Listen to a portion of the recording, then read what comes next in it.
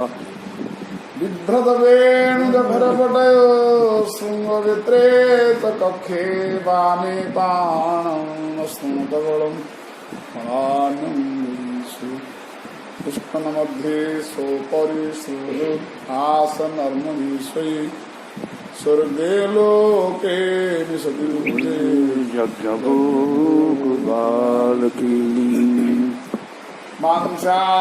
कल्पतरुभ्यश्च सिन्धुवैव च पतितानां पावनेभ्यो वैष्णवेभ्यो नमो नमः। तमवृत्तितमपीतकृत्यं द्वैपायनो विरहकातर आजुहाव पुत्रेति तन्मयतया तरवोऽभिनेदु तं सर्वभूतहृदयं मुनिमानतोऽस्मि।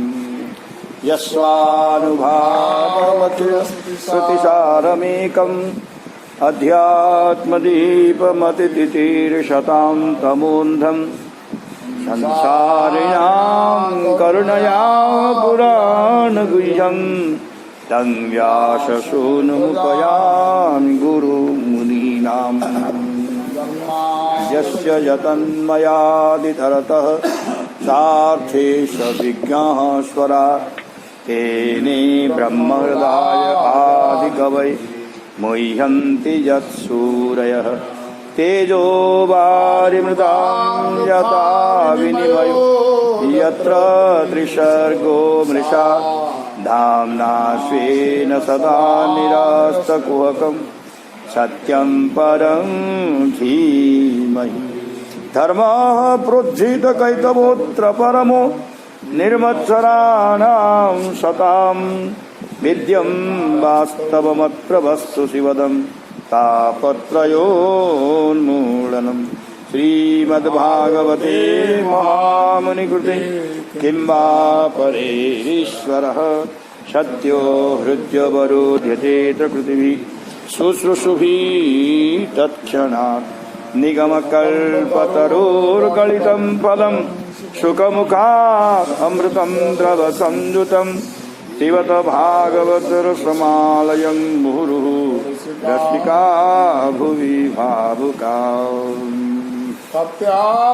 महामाये महायोगन्यधीश्वरी नन्दगोपसुतं देवी पतिं मे कुरुते नमः। पूजा चक्रुः कुमारिका जय जय राधारमण जय जय नवल किशोर जय गोपी चित्तचोर प्रभु जय जय माखन चोर। सबका वैष्णवीर करि नमस्कार सकलेर पदधूलिदेह मस्तके अमां हरिशरणम्। अथापि मे विनीतस्य क्षात्रं घोरमुपेयुषः शुरुच्या दुर्वचोर्वाणीर्नाभिर्ने श्रयते। फिर भी मुझको भयंकर क्षत्रिय का स्वभाव प्राप्त हुआ है, अतः मैं अविनीत हूँ। सुरुचि की वाणी रूपी बाण से विदीर्ण मेरे हृदय में आपका यह उपदेश नहीं ठहर पा रहा है। ये ध्रुव जी बोल रहे हैं, मुझे भयंकर क्षत्रिय का स्वभाव प्राप्त है, अतः मैं अविनीत हूँ। सुरुचि के दुर्वाक्य रूपी बाण से विदीर्ण मेरे हृदय में आपका उपदेश मेरे हृदय में नहीं टिक पाता है। पदम त्रिभुवनोत्कृष्टम जिगीषो साधुवत्वमी ब्रूह्यस्मात् पितृभिर्ब्रह्मन् अन्यैरप्यनधिष्ठितम्। हे ब्रह्मन, त्रैलोक्य में सर्वोत्कृष्ट जो हमारे पितृ पितामहों को भी नहीं प्राप्त हुआ हो, ऐसे पद को मैं प्राप्त करना चाहता हूँ। उसके ही लिए आप कोई अच्छा मार्ग आप बतलाएं, जिसको किसी भी दूसरे व्यक्ति ने नहीं प्राप्त किया हो और जो त्रैलोक्य में सबसे श्रेष्ठ हो, उस पद को मैं प्राप्त करना चाहता हूँ। उसी के लिए कोई अच्छा मार्ग आप बतलाएं। नूनम भवान भगवतो योगजः परमेष्ठिनः पितुर्दन्नटते वीणाम हितार्थम जगतोर्कवत्। आप तो भगवान ब्रह्मा जी के पुत्र हैं, निश्चित रूप से आप जगत का कल्याण करने के लिए अपनी वीणा को बजाते हुए सूर्य के समान भ्रमण करते रहते हैं। जहाँ अंगज के स्थान पर अंकजः पाठ है, वहाँ भी ब्रह्मा जी की गोद से उत्पन्न आप नारद हैं, यही अर्थ होगा। उसमें प्रमाण यही है कि आप वीणा को बजाते हुए जगत का कल्याण करने के लिए भ्रमण किया करते हैं। मैत्रेय उवाच इत्युदावृतमाकर्ण्यं भगवान् नारदस्तदा प्रीतः प्रत्याह तं बालं सद्वाक्यमनुकंपया। ध्रुव की इस बात को सुनकर भगवान नारद जी प्रसन्न हो गए और उस बालक पर कृपा करके उसे सदुपदेश दिए। नारद जहाँ उपदेश देल ग्रहण कलेनि पुणी तुम्हें खुशी हो से परीक्षा थिला ना। नारद उवाच जनन्याभीतः पंथाः सवै निःश्रेयसस्यते भगवान् वासुदेवस्तं भज तत् प्रवणात्मनाम्। तुम्हारी माँ ने जो कहा है वही तुम्हारे परम कल्याण का मार्ग है। भगवान वासुदेव ही वह उपाय है, अतएव तुम अपना मन लगाकर उनका भजन करो। वही अभिप्रेत मार्ग हैं। वो कौन है? तो इसका उत्तर है कि वे भगवान वासुदेव हैं, अतएव तुम उनका ही भजन करो। धर्मार्थ काम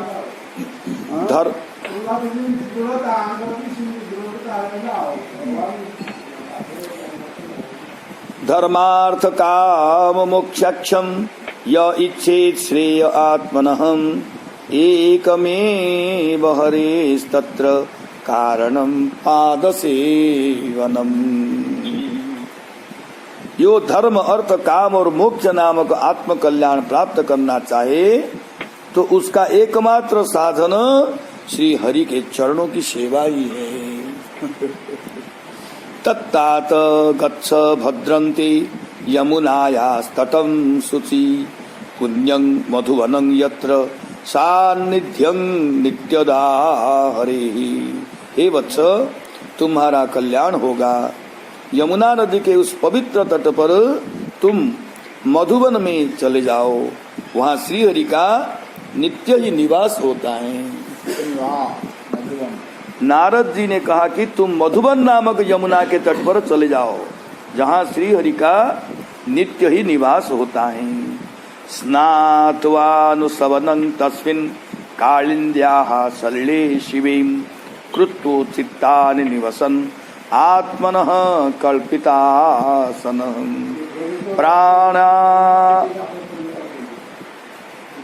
प्राणायामेन त्रिवृता प्राणेन्द्रिय मनोमलं शनैर्विदस्याभिध्यायेन् मनसा गुरुणा गुरुम। श्री जमुना जी के उस पवित्र जल में तीनों काल प्रत्यह प्रातः मध्याह्न और सायं स्नान करके नित्य कर्मों को करके अपना आसन बिछाकर बैठे। फिर पूरक, कुंभक और रेचक 3 प्रकार के प्राणायाम के द्वारा धीरे धीरे प्राण मनो इंद्रियों को दोषों को दूर करके धैर्य पूर्वक मन से परम गुरु श्री भगवान का ध्यान करें। अध्ययन इत्यादि नहीं करने पर भी अपने लिए उचित देवता को नमस्कार आदि कर्मों को करके यम तथा नियमों को बतलाया जा चुका है। उसके पश्चात कुश आदि का आसन बिछाकर उस पर स्वस्ति आदि आसनों से बैठना चाहिए। उसके पश्चात प्राण, इंद्रिय और मन के मोलों को दूर करके प्राणायाम और प्रत्याहार को कहा गया है। धारण को अभिध्यायेत इत्यादि 6 श्लोक से कहा गया है। धैर्य संपन्न मन से परम गुरु श्री हरि का ध्यान करे। प्रसादाभिमुखं सस्वत् प्रसन्न बदनीक्षणं शोनासं सुभ्रुवं चारुकपोलं सुरसुन्दरम्।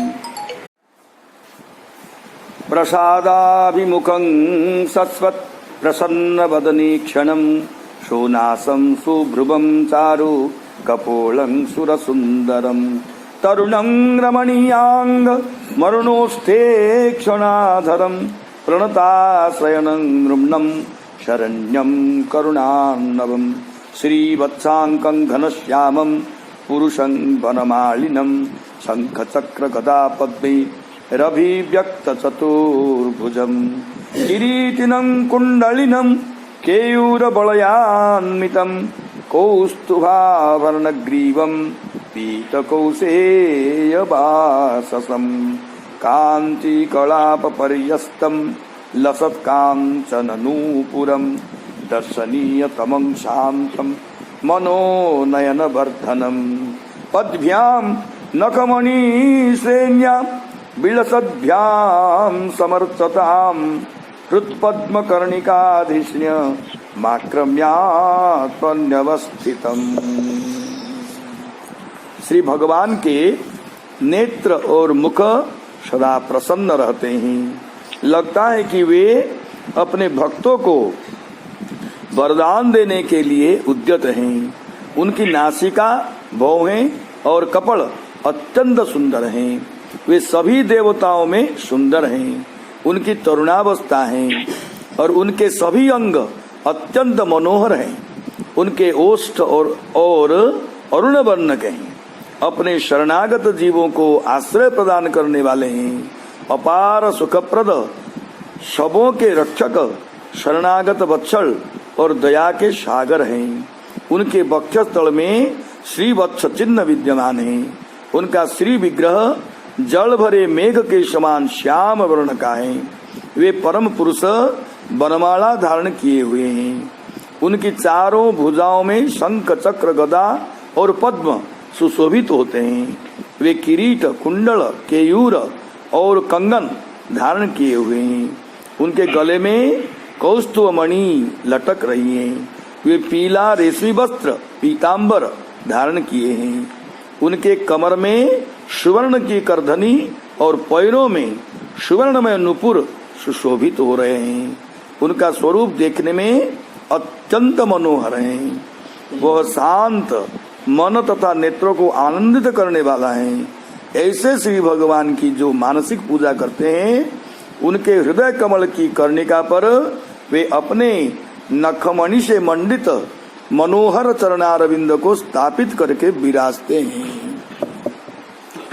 सुर सुंदरम पद का अर्थ है सभी देवताओं में सुंदर। रमणीयांग का विग्रह है। रमणीयानि अंगानि यस्य अर्थात सर्वांग सुंदर। अरुणोष्ठे क्षणाधरम अर्थात उनके ओष्ठ और नेत्र लाल वर्ण के हैं।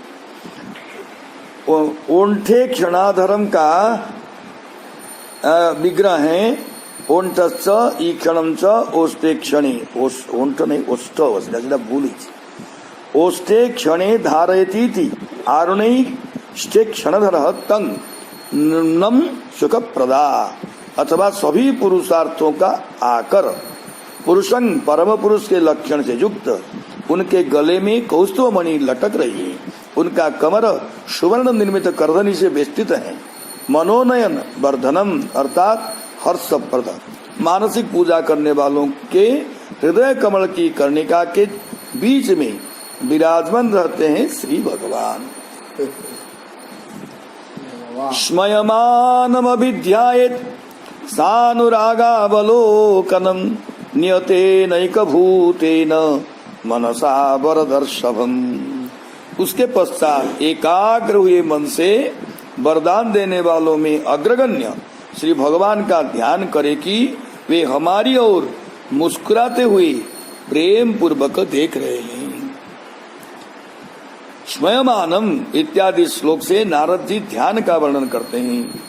पूर्वोक्त धारणा के द्वारा मन के अच्छी तरह से स्थिर हो जाने पर एकाग्र मन से ध्यान करके वरदान देने वालों में श्रेष्ठ श्री भगवान मुस्कुराते हुए प्रेम पूर्वक हमारी ओर देख रहे हैं।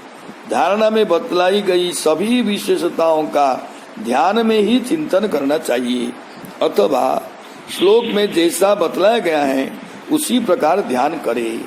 11वें स्कंद में कहा भी गया है,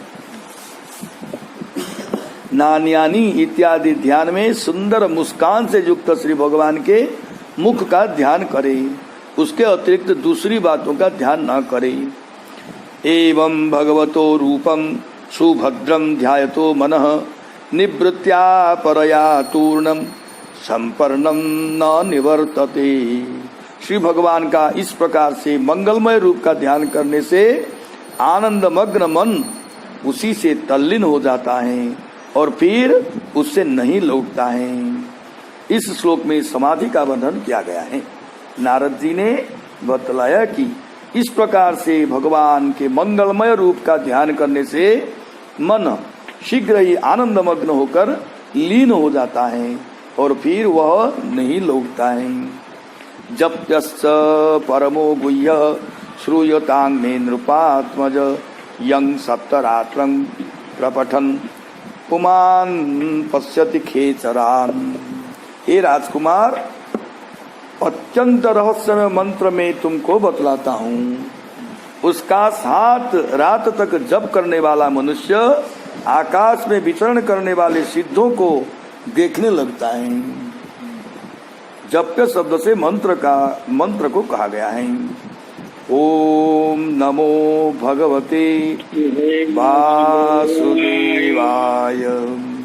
मंत्रेणानेन देवस्य कुर्जा द्रव्यमयीं बुध सपर्यां विविधैर द्रव्यैर देश काल विभागवित।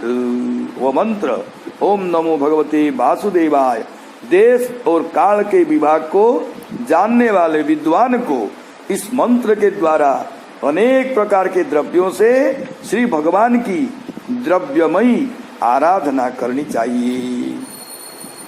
सलिलैः शुचिभिर्माल्यैर्वह्निर्मूलफलादिभिः स्वस्ताङ्कुरां सुखैः सार्चैर्तुलस्या प्रियया प्रभुं।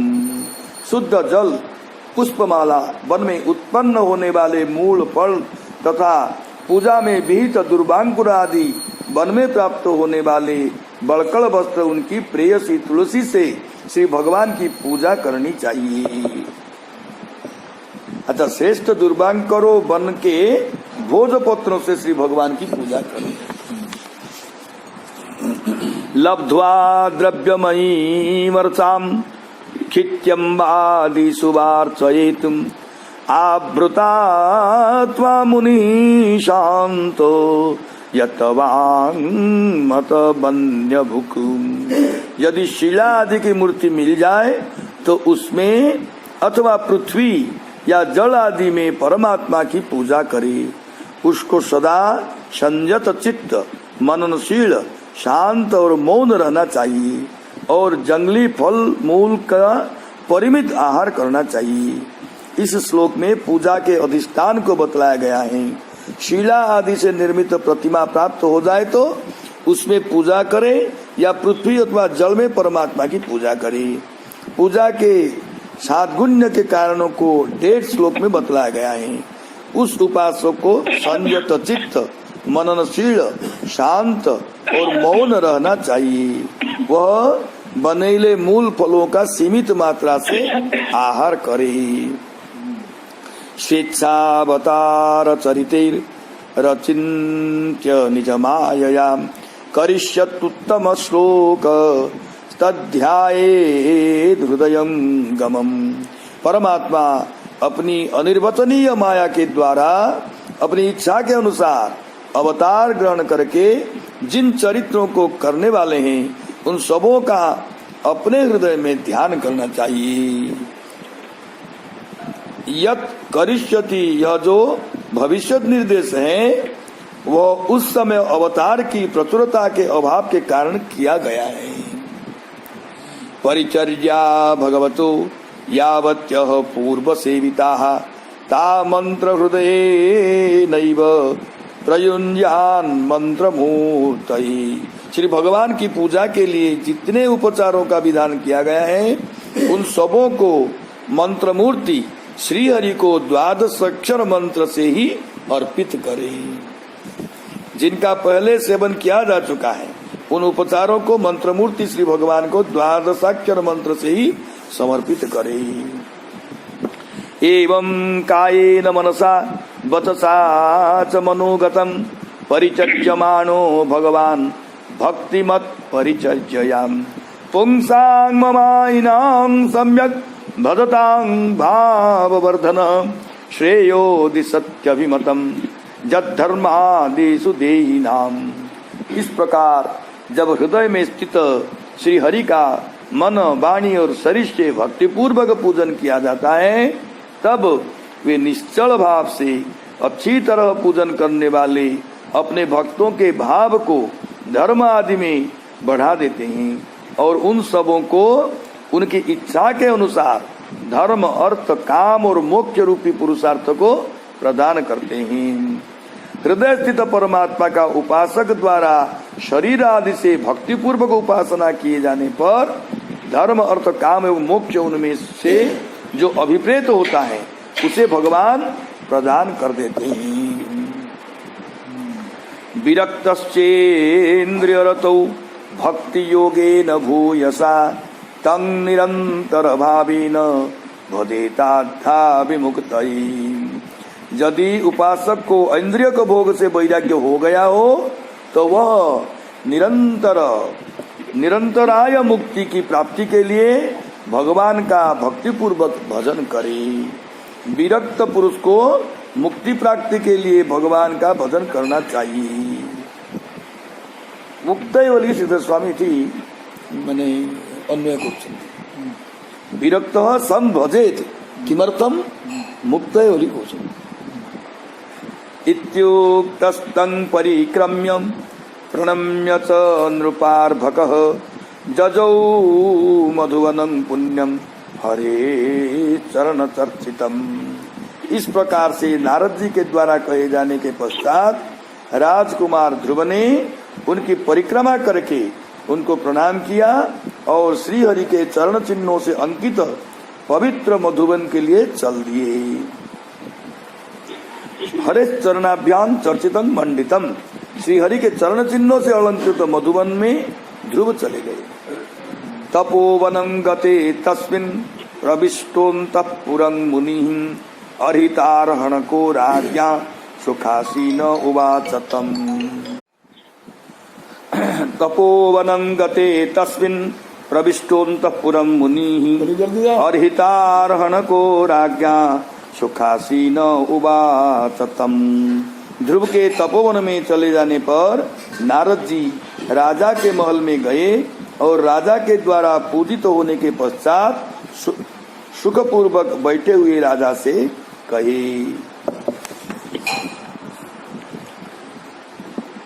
अर्हितार्हणकः का अर्थ है कि जिन नारद जी का सत्कार करके उनको अर्घ्य आदि राजा ने समर्पित कर दिया था ऐसे नारद जी। नारदोवाच राजन् किं ध्यायसे दीर्घं मुखेन परिशुष्यता किं वा नरिष्यते कामो धर्मो वार्थेन संयुतः। राजन आपका मुख सूखा हुआ है, देर से आप क्या सोच रहे हैं? आपके धर्म अर्थ और काम में से किसी में कोई कमी तो नहीं आ गई है? निताई गौर सीतानाथ की राधा मदन गोपाल की जय। राजोवाच सुतो मे बालको ब्रह्मन् स्त्रैणेना करुणात्मनां निर्वासितः पंचवर्षः सह मात्रा महान कविः। हे ब्रह्मन, मैं स्त्री परायण और निर्दय हूँ। मैंने अपने 5 वर्ष के अत्यंत बुद्धिमान बालक पुत्र को उसकी माता के साथ निकाल दिया है। राजा के मात्रा सनिर्वासित कहने का अर्थ है मैंने उसका भी अनादर किया है। अप्यनाथं वने ब्रह्मन् मास्वादन्त्यर्भकं भृकाः श्रान्तं शयानं क्षुधितं परिम्लान मुखाम्बुजम्। हे ब्रह्मन, भूखे जिसका मुख मुड़ा गया होगा ऐसे थक कर सोए हुए तथा अनाथ उस बालक को वन में भेड़िए कहीं खा न जाए। अहो मे बत दौरात्यम स्त्रीजितस्योपधारय योऽङ्कं प्रेम्णा रुरुक्यन्तं नाभ्यनन्दमसत्तमहम्। अहो, मैं स्त्री के बस में रहने वाला हूँ, मेरी दुष्टता तो देखो। जो मैंने प्रेम बस मेरी गोद में चढ़ने की इच्छा वाले उसका मैंने स्वागत नहीं किया। नारदोवाच मा शुचः स्वतनयं देवगुप्तं विशाम्पते तत्प्रभावमभिज्ञाय प्राभुङ्क्ते जज्जसो जगत्। नारदोवाच मा शुचः स्वतनयं देवगुप्तं विशाम्पते तत्प्रभावमभिज्ञाय प्राभुङ्क्ते जज्जसो जगत्। राजन, परमात्मा के द्वारा रक्षित उस बालक की चिंता न करें, क्योंकि आप उसके प्रभाव को नहीं जानते हैं। प्रभाव को नहीं जानते हैं। उसका यश संपूर्ण जगत में फैल रहा है। उसको श्री हरि ने आत्मसात करके रक्षा की है। उसका यश जगत में व्याप्त हो रहा है। सुदुष्करं कर्म कृत्वा लोकपालैरपि प्रभुः एष्यत्य चिरतो राजन् यशो विपुलयंस्तव। राजन, वह बालक अत्यंत समर्थ हैं। जिस कार्य को लोकपाल गण नहीं कर सके ऐसे कार्य को करके वो आपके यश को बढ़ाते हुए शीघ्र ही आएगा। विपुलयन का अर्थ बढ़ाते हुए, अर्थात वो बालक आपके यश को बढ़ाएगा। मैत्रेयोवाच इति देवर्षिणा प्रोक्तम विश्रुत्य जगतीपतिः राजलक्ष्मी मनादृत्य पुत्रमेवान्वचिन्तयत। राजा देवर्षि नारद जी के द्वारा कही गई इस बात को सुनकर अपनी राज्य लक्ष्मी की ओर से उदासीन हो गए और सदैव अपने पुत्र के ही विषय में सोचने लगे। तत्राभिषिक्तः प्रयतस्तामुपोष्य विभावरीं समाहितः पर्यचर दृश्यादेशेन पूरुषम। ध्रुव जी मधुबन में जाकर जमुना जी में स्नान किए और उस रात को पवित्रता पूर्वक उपवास करके श्री नारद जी के उपदेश के अनुसार एकाग्र चित्त होकर परम पुरुष भगवान नारायण की पूजा प्रारंभ कर दिए। ध्रुव जी मधुबन में पहुंचकर क्या किए, इस प्रकार की अपेक्षा होने पर मैत्रेय जी ने कहा। वहां जाकर ध्रुव जी यमुना में स्नान किए और उस रात को पवित्रता पूर्वक उपवास किए। इसके बाद वे एकाग्र मना होकर श्री नारद जी के द्वारा उपदिष्ट प्रकार से वे भगवान नारायण की पूजा करना प्रारंभ कर दिए। त्रिरात्रांते कपित्थ बदरासनः आत्मवृत्त्यनुसारेण मासं निन्येर्चयन् हरिं। वे 3 रात्रि के अनंतर शरीर निर्वाह के लिए कैठ और बैर के फल को खाकर श्री हरि की अर्चना करते हुए 1 महीना व्यतीत किए। पहले महीने में शरीर का निर्वाह करने के लिए वे 3 रात के अंतराल पर कैठ और बैर के फल को खा लेते थे। द्वितीयं च तथा मासं षष्ठेर्भको दिनीं तृणपर्णादिभिः शीर्णैः कृतार्णोऽभ्यर्चयेद् विभुम्। ଧ୍ରୁବଙ୍କ ଚରିତ ପାଠ କଲା ବେଳେ ବା ଆମେ ଶୁଣିଲା ବେଳେ ମନେ ନା କିଛି ଗୋଟେ ତ ଜାଣିବା ଉଦ୍ଦେଶ୍ୟରେ ଗୋଟେ ପ୍ରଶ୍ନ ରହୁଛି, ହଁ ଯୋଉଟାକୁ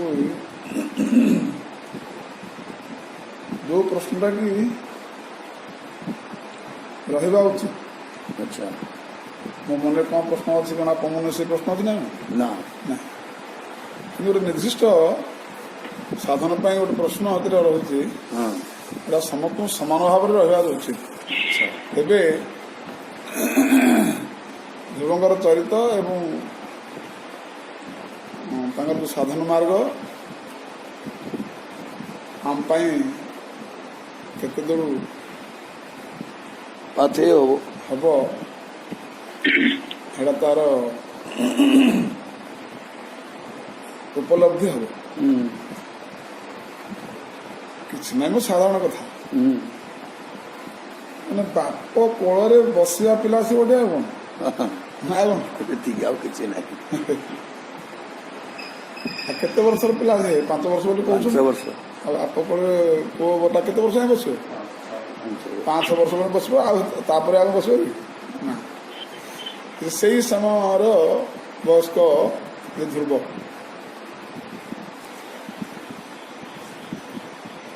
ସିଏ ପୁଣି ଏଭଳି ସ୍ମୃତିଙ୍କର କଟୁ କଥା, ଏଇଟା ଗୋଟେ କଟୁ କଥା, ସେଥିରେ ତାଙ୍କର ପୁଣି କ୍ରୋଧ ହେଲା, ସେ କ୍ରୋଧରେ ତାଙ୍କର ପୁଣି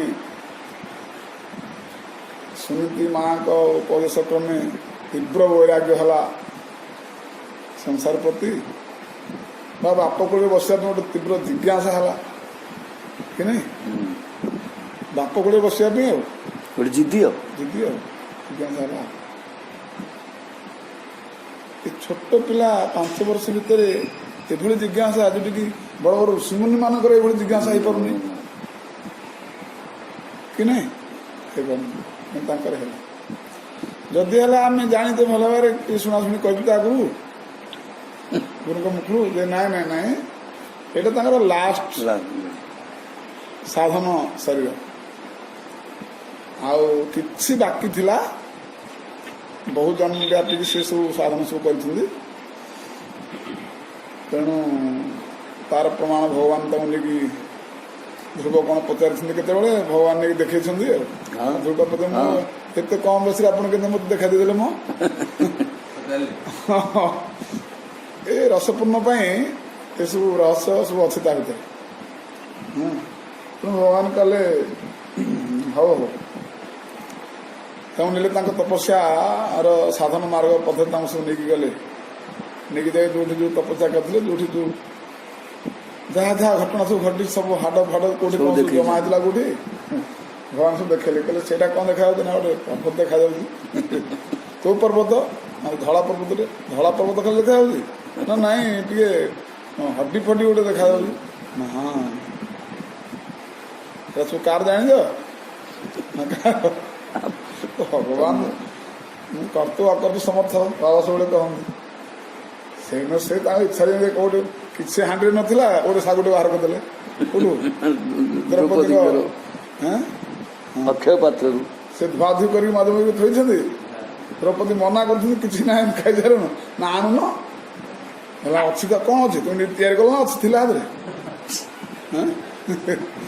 ମାନେ ପରୋକ୍ଷ ବାଦକୁ ନେଇକି ସେ ମଜା କରିବା ପାଇଁ ଓ ବଡ଼ ସୁନ୍ଦର ତାଙ୍କୁ ଜଣାଶୁ ଭକ୍ତ ହାତରେ ଖେଳିବା ପାଇଁ। ସେମିତି ସେ ହାଡ଼ କୋଉ କାଳୁ ଅଛି ନା, ନିଜେ ତିଆରି କରି ଦେଖେଇଲେ କି ଜାଣି, କିଏ ଜାଣିଛି? ଯାହା ହେଲେ ଭଗବାନଙ୍କର ଯାହା କିଛି କ୍ରିୟା ସବୁ ସତ୍ୟ, ସେ ଥାଉ ବା ନିଜେ ତିଆରି କରି ସାଙ୍ଗେ ସାଙ୍ଗେ ଦେଖାନ୍ତି ନା କାହିଁ? ଭଗବାନ ତ ଭଗବାନ, ତାଙ୍କ ବିଷୟରେ କି ଚର୍ଚ୍ଚା କରିବେ, କି ଚର୍ଚ୍ଚା କରିପାରିବେ? ତେବେ ଠିକ୍ ଅଛି। ତେବେ ଧ୍ରୁବଙ୍କୁ ସେ ଏଇ ସମାଧାନ ଦେଇଥିଲେ।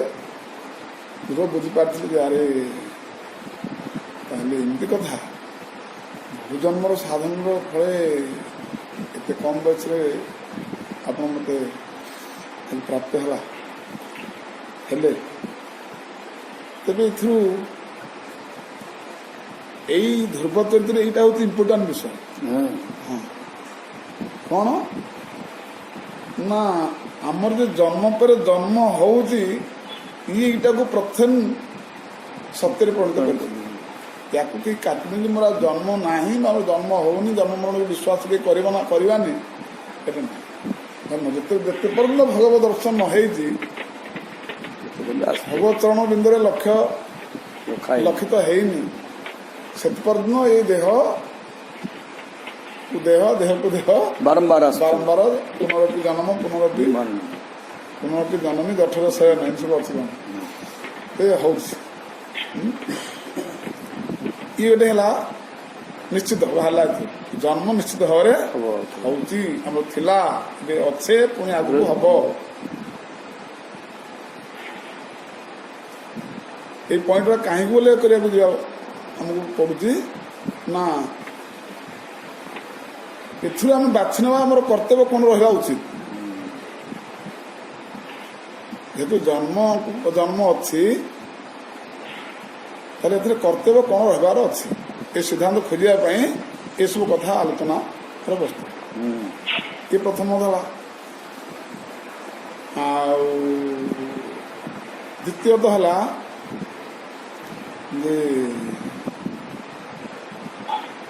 साधनटा ही गोटे जन्म जो परिपूर्ण हो जन्म साधन साबित है साधन साधनटा भी से भली जी जो छाड़ी आरंभ कर दीटा पॉइंट ये ध्रुव चरित मिलूँ मुख्य प्रत्येक चरित्र गोटे गोटे मुख्य कोटा गौण दीटा कथा न था कि मुख्य उद्देश्य कौन अच्छे आ गौण उद्देश्य कौन अच्छे तेनाली ध्रुव चरित्र मुख्य उद्देश्य हूँ जन्म निश्चित आ साधन ही जो छाड़ी आरंभ अप्रयोजन तेरे दीटा सिद्धांत आप जदि पाठक बा श्रोतावर्ग यदि अनुभूति आणिले ताहले से निजर कर्तव्य हाथ में कौन आम रहा उचित से ही बाहर कर वैराग्य निश्चित ये भावना रहा माने ध्रुवंकर जहा साधन जहा प्राप्त है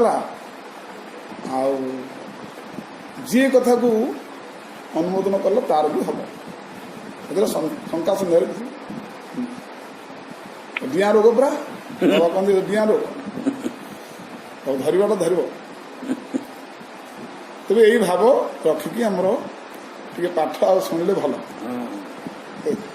द्वितीय तथा मासम षष्ठे षष्ठेर्भको दिनीं तृणपर्णादिभिः शीर्णैः कृतान्नो ह्यर्चयत् विभुम्। उसी तरह दूसरे महीने में 6 दिन के अंतराल पर सूखे तृण और पत्तों को खाकर श्री हरि की अर्चना करते थे। तृतीयं चानयन मासम नवमे हनि अभक्ष उत्तम श्लोक मुपादावत समाधिनाम।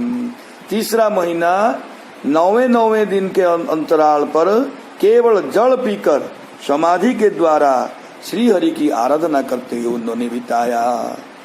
तीसरा महीना उन्होंने थोड़ा सा जल लेकर श्री हरि की आराधना करते हुए बिताया। प्रत्येक महीने में वे आहार का संकोच करते थे और तपस्या को बढ़ाते थे। चतुर्थमपि वै मासं द्वादशे हनि वायु भक्षो जितश्वासो ध्यायन् देवमधारयत्। चौथे महीने में उन्होंने श्वास को जीत लिया था। वे 12वें दिन के अंतराल पर वायु पी लेते थे और श्री भगवान का ध्यान करते हुए बिताया।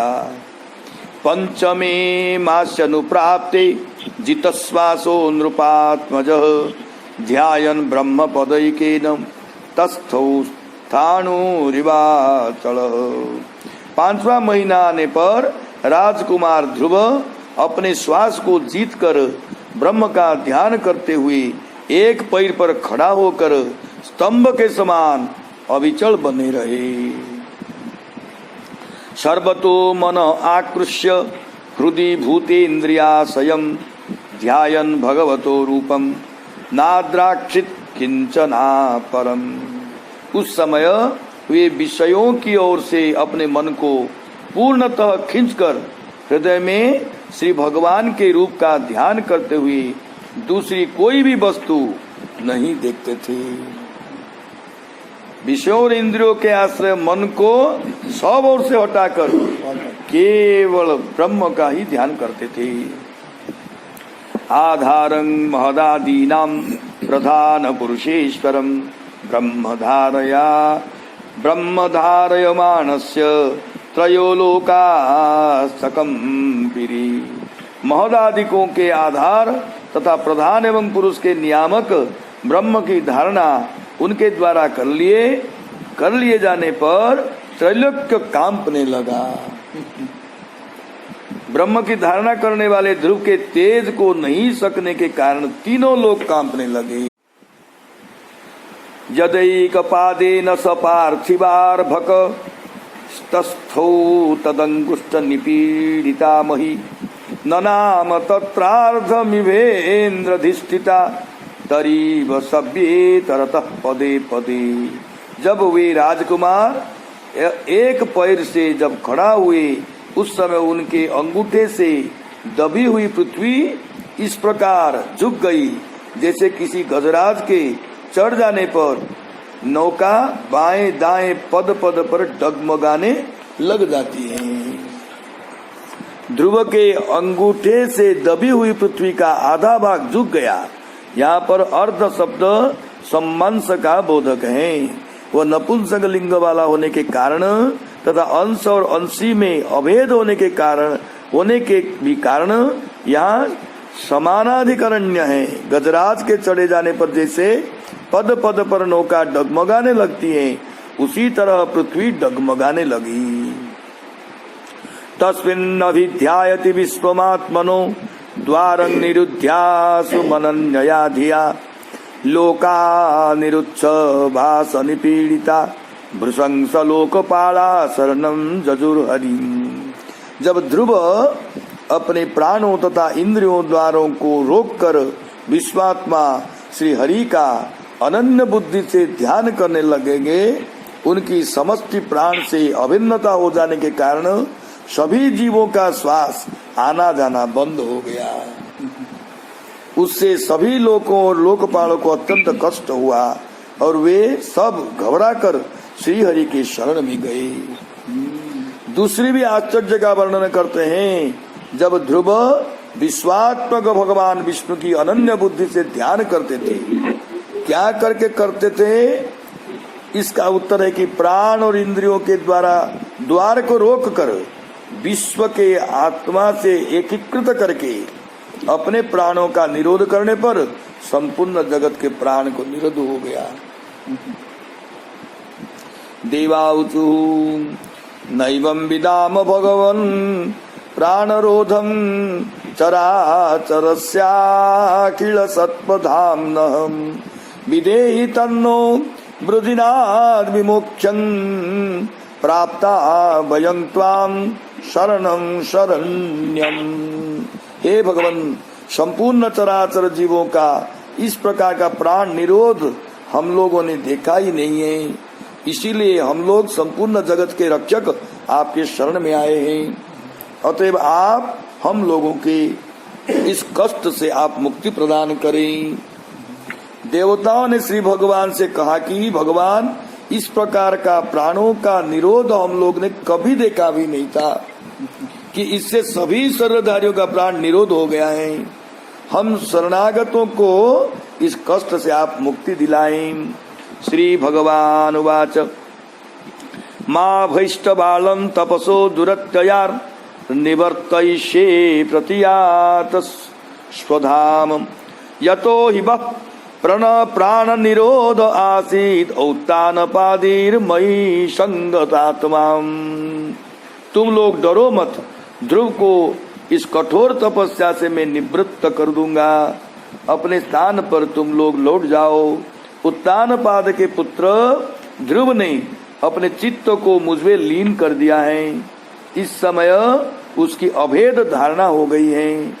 उसी के कारण तुम सबों का प्राण निरोध हो गया है।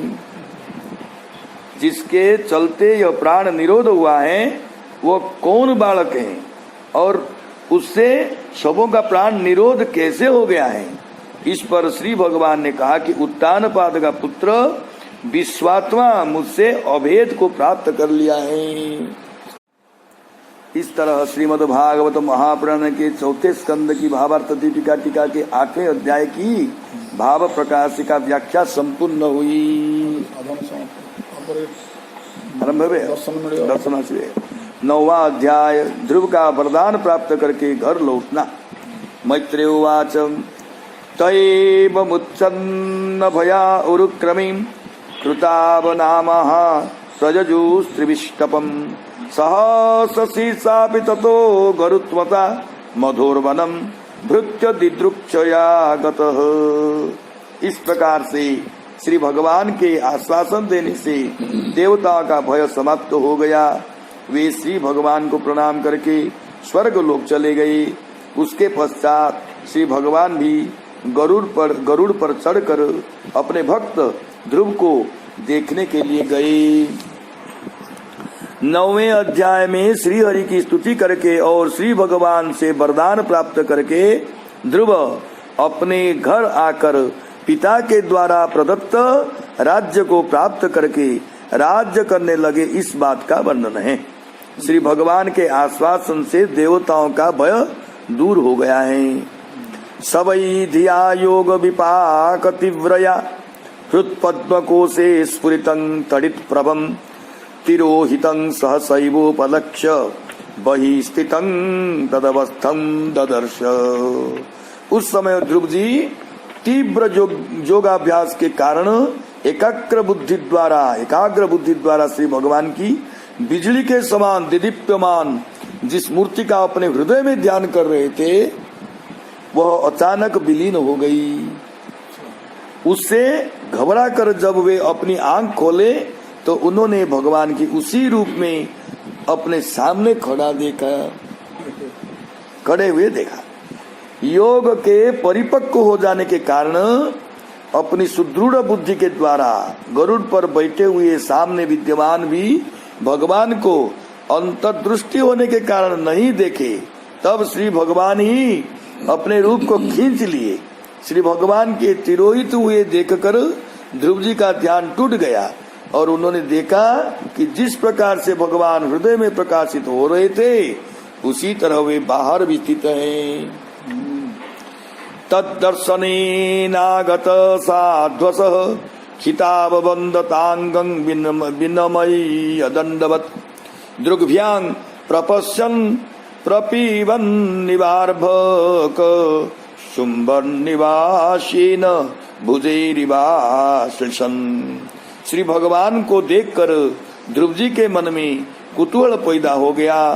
पृथ्वी पर लौटकर श्री भगवान को साष्टांग प्रणाम किए और उसके पश्चात श्री भगवान को देखने लगे जैसे वे अपने नेत्रों से उन्हें पी लेना चाहते हो, मुख में चुमा लेना चाहते हो और अपनी भुजाओं से उनका आलिंगन कर लेना चाहते हो। श्री भगवान को देखकर ध्रुव जी के मन में कुतूहल पैदा हो गया और वे पृथ्वी पर गिरकर श्री भगवान को साष्टांग प्रणाम किए। ध्रुव जी के कुतूहल की वर्णना मैत्रेय जी करते हैं।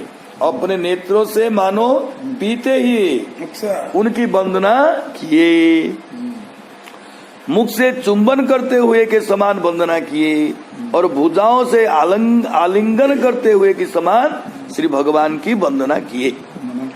सतं विवक्षन्तम तद्विदं हरिर् ज्ञात्वा सर्वस्य च हृद्यवस्थितः कृतांजलिं ब्रह्ममयेन कम्बुना स्पर्शबालं कृपया कपोली। हाथ जोड़कर खड़े हुए तथा श्री भगवान की स्तुति करना चाहकर भी स्तुति करना नहीं जानने वाले ध्रुव को जानकर ध्रुव के तथा सबों के हृदय में निवास करने वाले श्री हरि उस बालक के कपोल में वेदमय शंख का स्पर्श कर दिए। श्री भगवान सबों के हृदय में निवास करने वाले हैं अतः वे जान लिए कि ध्रुव स्तुति करना चाहते हैं, किंतु स्तुति कैसे की जाती है इस बात को नहीं जानते हैं। इसीलिए उन्होंने अपने वेदमय शंख का ध्रुव जी के कपोल से स्पर्श कर दिए। सबई तदैव प्रतिपादितां गिरं दैवीं परिज्ञात परात्म निर्णय तं भक्ति भावो व्यगृणाद सत्वरं परिश्रुतोरु श्रवसं ध्रुव क्षिति।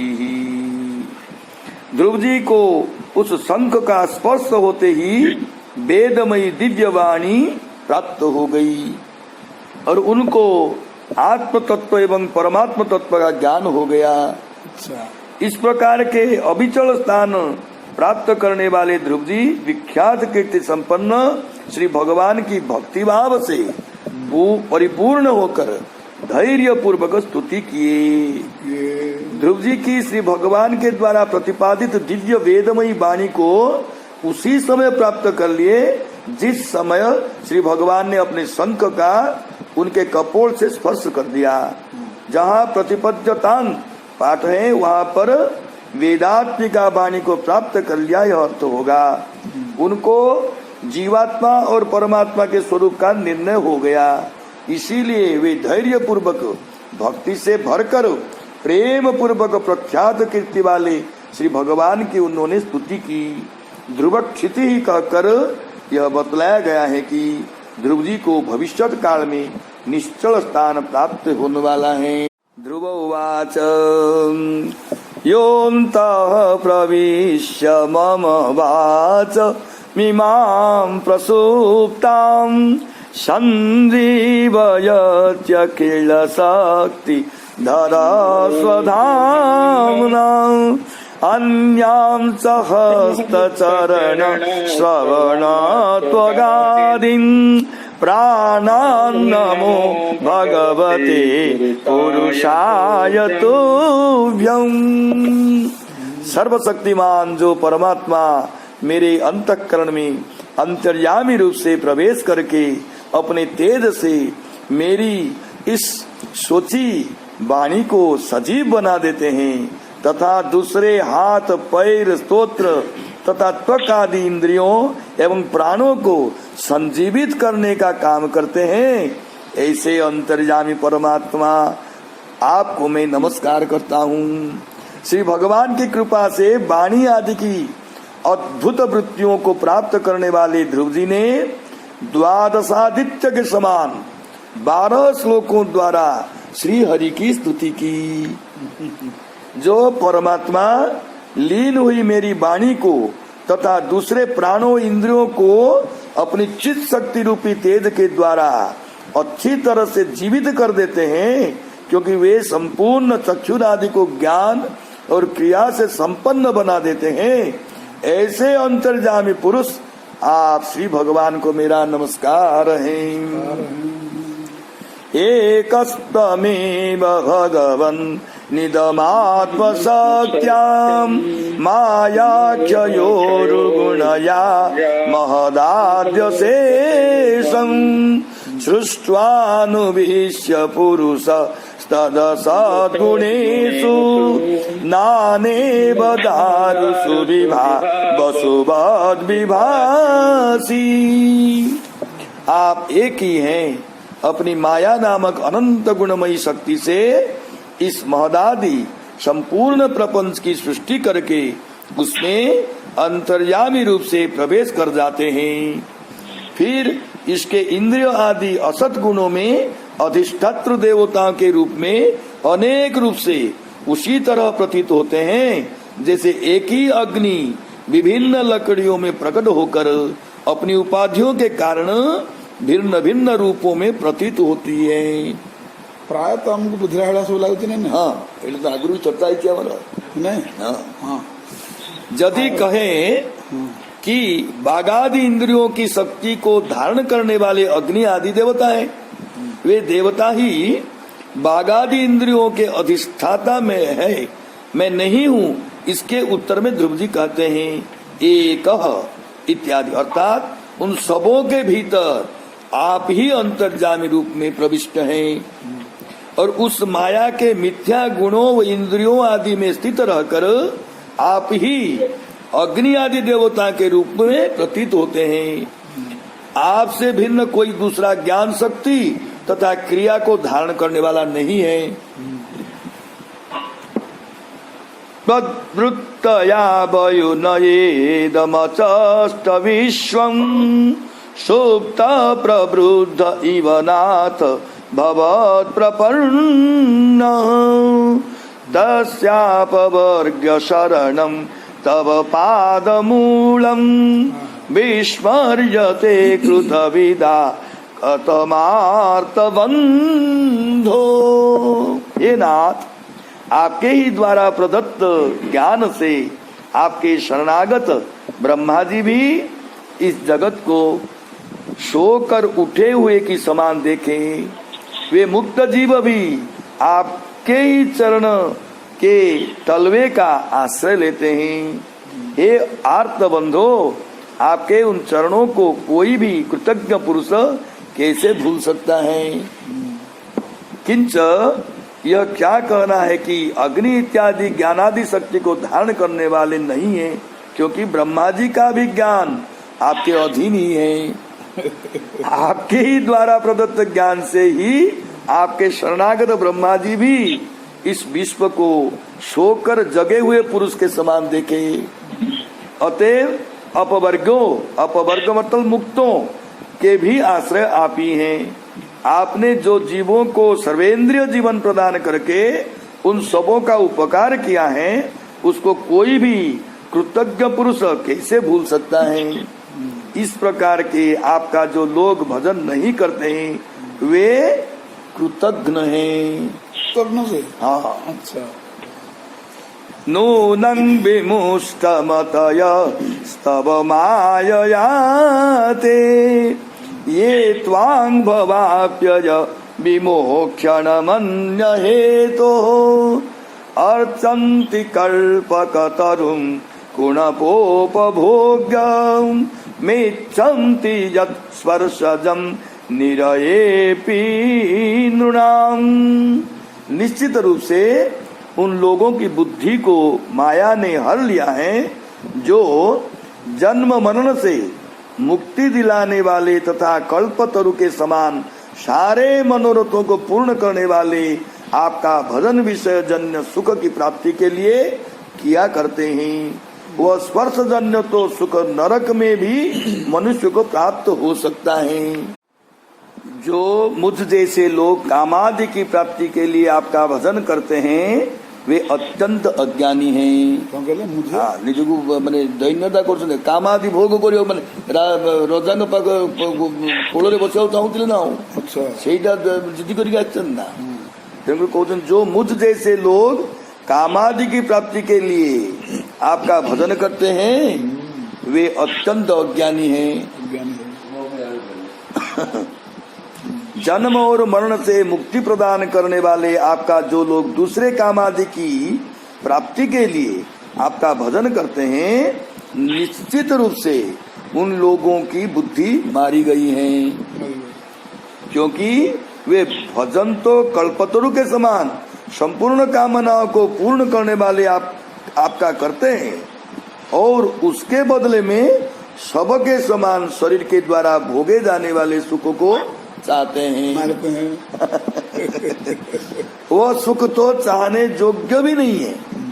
वह विषयों का स्पर्श जन्य सुख तो नरक में भी प्राप्त होता है।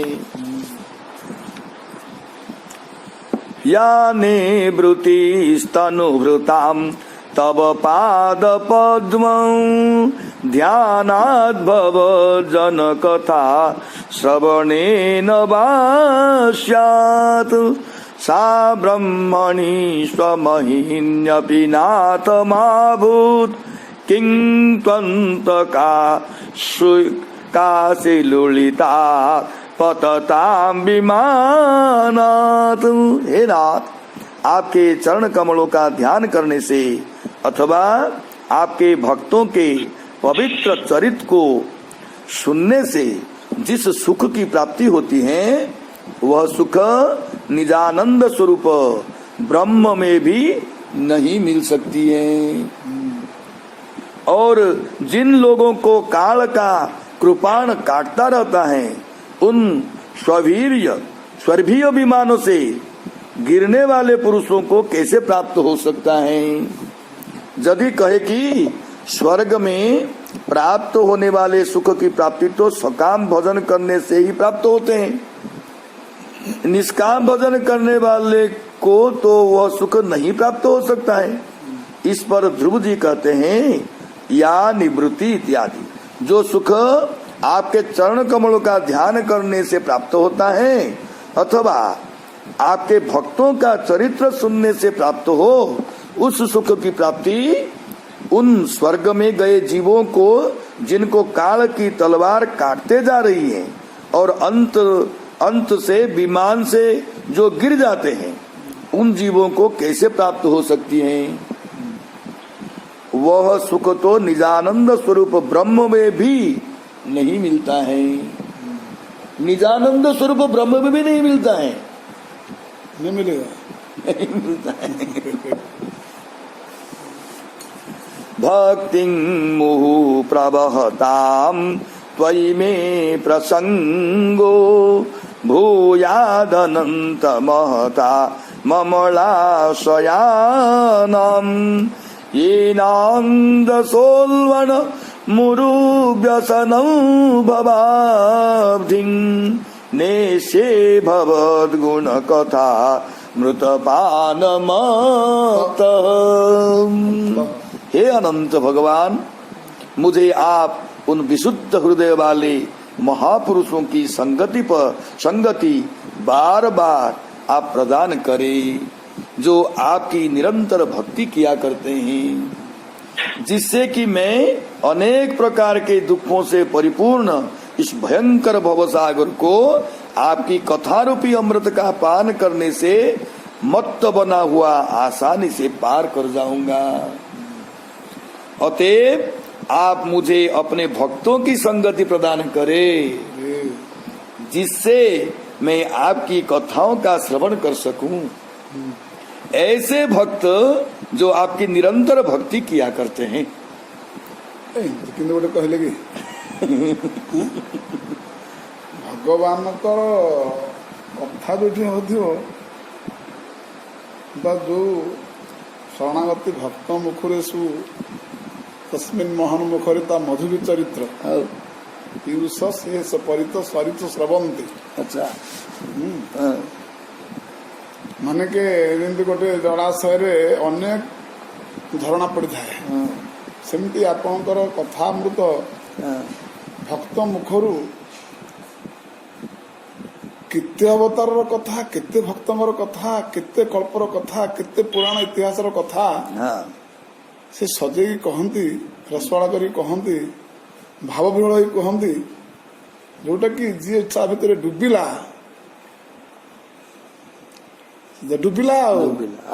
ଆଉ ତାର ଅନ୍ତ ମିଳିବନି। ଏଇଟା ବି ଏତେ ମହତ୍ୱପୂର୍ଣ୍ଣ ଦେଲେ। ଭଗବାନ ସାକ୍ଷାତ ଅଛନ୍ତି, ଆପଣଙ୍କୁ ମୁଁ ଦର୍ଶନ କରୁଥିବି, ଆପଣ ପାଖରେ ଥିବି, କାହିଁକି ମାଗିଲେନି ନା? ଏମିତି କାହିଁ କହିଲେନି ତ? ସିଏ ତ ଜାଣିଛନ୍ତି, ଆଉ ସେଠି ଚାବିଟା ସେଇଠି ଅଛି, ଆଉ ଭକ୍ତ ସାରା ମାନେ ସଂଘ, ଆଉ ଆପଣ ତ ନିରନ୍ତର ସେଇଠି ଅଛନ୍ତି, ଆଉ ଆପଣ ଭକ୍ତିର ଯୋଉ ଆନନ୍ଦ ନା କାହିଁକି କହିଲେ କି ଏଥିରେ ରହସ୍ୟଟା ଜାଣିବା କଥା ନା। କାହିଁକି ଆପଣଙ୍କ କଥା ଯୋଉଠି ଆପଣ ସେଇଠି, ତେଣୁ ଆପଣଙ୍କୁ ଆଉ ଦର୍ଶନ କରିବା କହିବା କି ଆବଶ୍ୟକତା ଅଛି? ତେଣୁ ଆପଣଙ୍କ କଥା ଯୋଉଠି ତ ଆପଣ ସେଇଠି।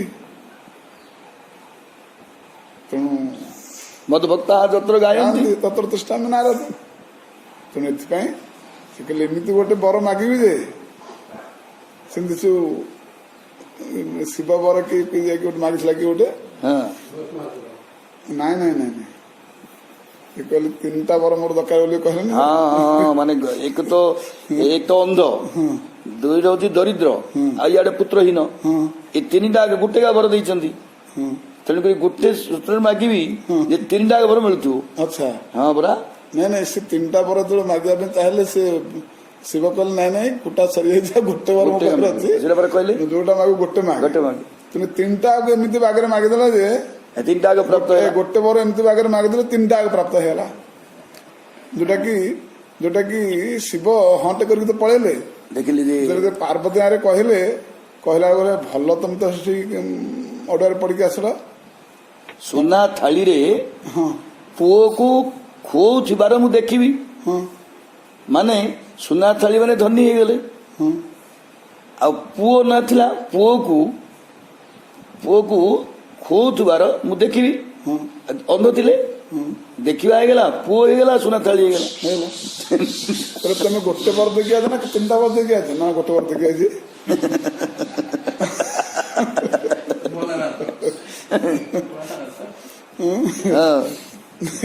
ହେଲେ କହନ୍ତି ତିନିଟା ଯେତେବେଳେ ମା ଜଗଜ୍ଜନନୀ ପାର୍ବତୀ ଯେତେବେଳେ ବୁଝେଇ ଦେଲେ ଆରେ ତ ମୋଠୁ ତ ଚାଲାକି ତାହେଲେ ହେଇଗଲା ସେମିତି ଏଠି ଧ୍ରୁବ କେମିତି ଚାଲାକପଣ କରୁଛନ୍ତି ଦେଖନ୍ତୁ ଯେ ଆପଣଙ୍କୁ ତ ଦର୍ଶନ ପାଇଁ ମାଗିଦେଲେ ଆପଣଙ୍କ କଥା ଆପଣ କହିବେ କି ଗୋଟେ ଖାଲି ଗୋଟେ ତରଫ ମିଳିଯିବ କିନ୍ତୁ କଥା ମିଳିବନି ଆଉ କିନ୍ତୁ କଥାଟା ମାଗିଦେବେ କଥା ମିଳିଗଲା ଆପଣ ମିଳିଯିବ ତା ହାତରେ।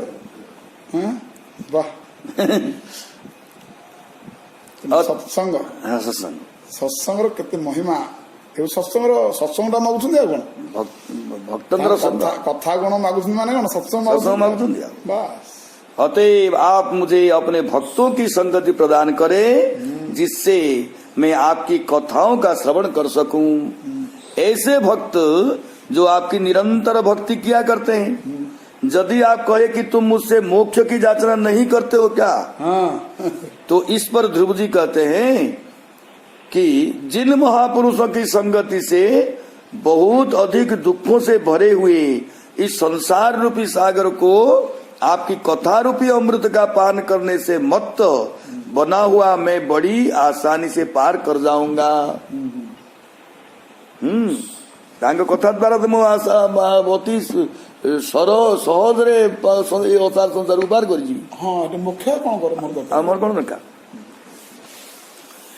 तेन स्मरन्त्यतितरां प्रियमीशमर्त्यम् ये चान्वदः सुतश्रुहुहवेत्तदारम् ये त्वब्जना भवदीयपदारविन्द सौगन्ध्यलुब्धहृदयेषु कृतप्रसङ्गाः।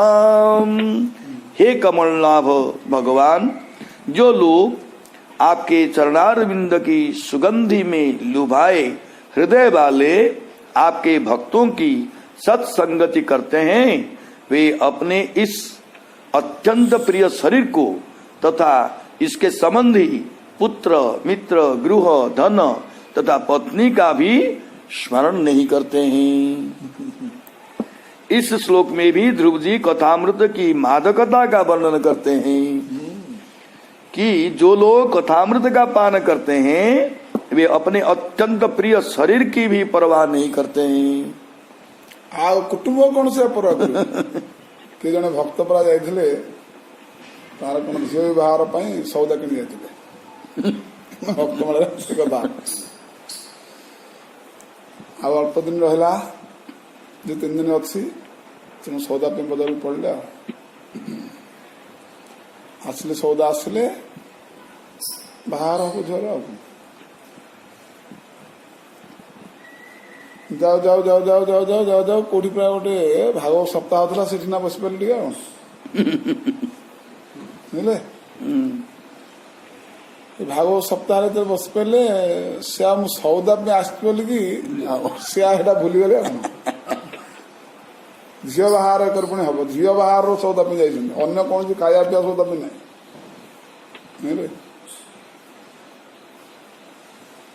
भूलीगले से मस्त हो गले कि जातीय मस्त हेले जना थी टेकटा भूलीगले आम जो कह किमी एत बड़ दायित्व जाइली कौन से शुणिले जमी झील बाहर कथा भूलीगले मो कौन भूलिया भाया भूली झील बाहर पर जाइए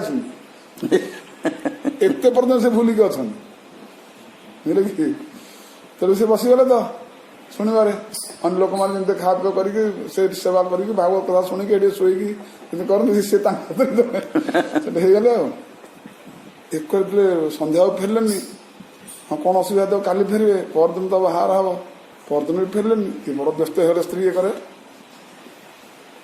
कुआड़े गले किसी पता मिलूनी बुझे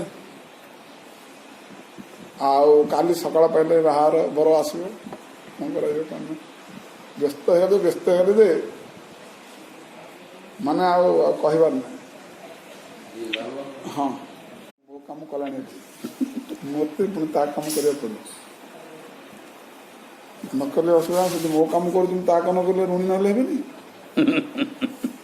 भगवान स्वयं वेश धरले भक्त वेश धरले तो धरिकी सारी सौदा नहीं जाकि कौन एत कौन अरे एटा कौन गोटे जगह मिलूँ ना कौन केते जगह तो संग्रह कर धरिक आसुमती भगवान ये सब सेवा सब कहती भक्तर आमर तो केते जन्म लगे तो आम से स्थिति की से स्तर को आम प्रश्न उठुन कि तो बुद्धिवृत्ति तो छाड़े जाऊन हाँ कौटे शुणीचे हिसाब टे आम खाली चर्चा करें कि आमर जो ज्ञान बुद्धि चिंताधारा जो स्वभाव सियाड़े बिल्कुल कहीं पशुनी कथाटा खाली सार कहबार गोटे हूँ ना मतलब वास्तव अनुभूति किसी माने कणे भी रंचे होनी बाबा कहला रंचे मात्र ना तो भगवान भक्त वेश धारण करके झील बाहर संपूर्ण हरे कर कहीं जानले कथा कहीं स्वामी डेरी है पोखर को धरिकी आस भगवान बोले कि कहीं जान से भक्त सियाड़े शुणुन सप्ताह ये भगवान भक्त वेश होकर झील सब कथा करदे झील सतुर को और पड़ा जो पड़ेला सप्ताह सरला पर तार से जानी होश आसला अरे तो झील बाहर आसती सौदा आज कौन के दिन है कौन है तो पचार लोक बुझला बेलू देखला बेलू झील बाहर जो तिथि सब चली गला सब गला 10-12 दिन से हो गला चिंता कला आ कौन घर गला कौन मत कौन स्त्री कौन रख रखनी लोक बाले कौन मत कह हौ आश्रय आउ दीवानी छाड़ आ मुह देखेबानी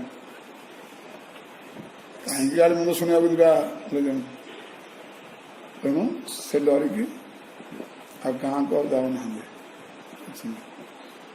एमती गाँ लोक कड़े जन क्या बड़े पड़गले से गोटे हो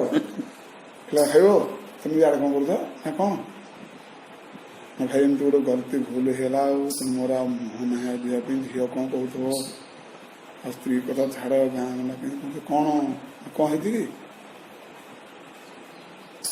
कौन तू कौन है कौन पचार गोटे थी मुझे आड़े आसगली कौ कारण कौन किसी जापारे जानी नारे सब बाहर परा तू कलु से सब बाहर तो झील तो बाहर हो जाए तू तो बाहर नहीं जा तू बाहर हो मुझे कौन तू बेड़ा कलु सब जाइए जिन सब नहीं कौन है या कथा तो सब संवाद सारी समाज शुणुचे सब जाक जमक सब कि सब बाहा तो सब कर तार कहना तार अधाटा ये सब शुणला आ भक्त तो जानीदेला प्रभु पाखे मुखी पापरथ कि ऋणी कर कौन कर आराम कौन कर प्रभु जाकि सब सेवा कर तेज भक्त भगवान एभली खेला आ भर सब रही कहली ध्रुव ध्रुव माने से कहते जिते भक्त माने इस श्लोक में भी ध्रुव जी कथामृत का मादकता का वर्णन करते हैं जोटा कि अपने अत्यंत प्रिय शरीर को भी परवाह नहीं करते शरीर पर नहीं भगवान को याचना करना ସେଠି କଥାମୃତରେ ଏତେ ସେ ମସ୍ତ ହେଇଯାଉଛନ୍ତି ଯୋଉଟା କି ଦେହ ତ ଭୁଲି ଯାଉଛନ୍ତି, ଆଉ କୁଟୁମ୍ବ କଥା କି ପଚାରେ, ସେ ତ ନିଜ ଶରୀର ଅଛି କି ନା ଏଠି ଭୁଲି ଯାଇଛି। हाँ ଆଉ ଝିଅ ବାହାର ହେଲା ନହେଲା କଣ ସେଇଟା ବୁଝିବ, ଜଣା ପଡିବ ଅଛି କି ନାହିଁ ନିଜ ଦେଇ ଉଭୟ ମତ ନ ଜାଣେ। जानो ही ମଦ ପୂଜନ ମଦ ଖାଇ ସତ୍ୟ ଅସତ୍ୟ ନ ଜାଣେ ଦୃଷ୍ଟାନ୍ତ ଦେଲା। हाँ ତେଣୁ ଖାଲି ଟିକେ ଟିକେ ଆମେ ଖାଲି ସ୍ମରଣ କରିବା କଥା ସେ ସ୍ଥିତିର କଥାଟା, ଖାଲି ସେ ସ୍ତରର କଥାଟା। ସାଧାରଣତଃ ଆମେ କରିବା ନ କରିବା ଛାଡ଼, ସେମାନଙ୍କ ସ୍ଥିତିର ସେ କଣ, ସେ ଯୋଉ ସୂକ୍ଷ୍ମ ଅତି ସୂକ୍ଷ୍ମରୁ ସୂକ୍ଷ୍ମ ଯୋଉ ବିଚାର ବା ଚିନ୍ତନଶୀଳ କିନ୍ତୁ ସେମାନଙ୍କ ସେଥିରେ ତନ୍ମୟତା, ଏଇଟା ଖାଲି ଟିକେ ତାଙ୍କ ପାଇଁ ଟିକେ ଚିନ୍ତା କରିବା କଥା। यही नहीं, वे इस मर्त्य शरीर से संबंध रखने वाले पुत्र मित्र कलत्र आदि को भी नहीं याद करते हैं। यदि कोई कहे कि ऐसे लोग कौन हैं, तो इसका उत्तर है कि जिन लोगों का हृदय आपके चरण कमल की सुगंधि का लोभी है, उन भगवत भक्तों की सत्संगति करने वाले ये तू शब्द यह बतलाता है कि जो लोग केवल योग आदि में निष्ठा रखने वाले हैं, उनकी देहाभिमान की निवृत्ति नहीं होती है। केवल जोग आशा करते भगवान भक्ति हाँ, बतलाया कि जो लोग केवल जोग आदि में निष्ठा रखने वाले हैं, उनकी देहाभिमान की निवृत्ति नहीं होती है। ये जो आदान प्रदान जो भाव रस माधुर्य भीतर जो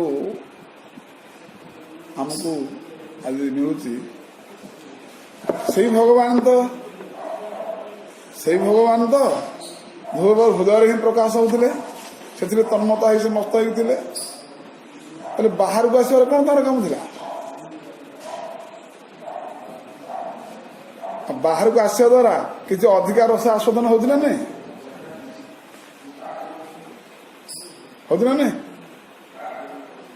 ତେଣୁ ଭକ୍ତ ଭଗବାନ ନହେଲେ, ସେବା ସେବକ ନହେଲେ ଭକ୍ତି ରସ କେମିତି ପ୍ରକଟ ହବ? କିନ୍ତୁ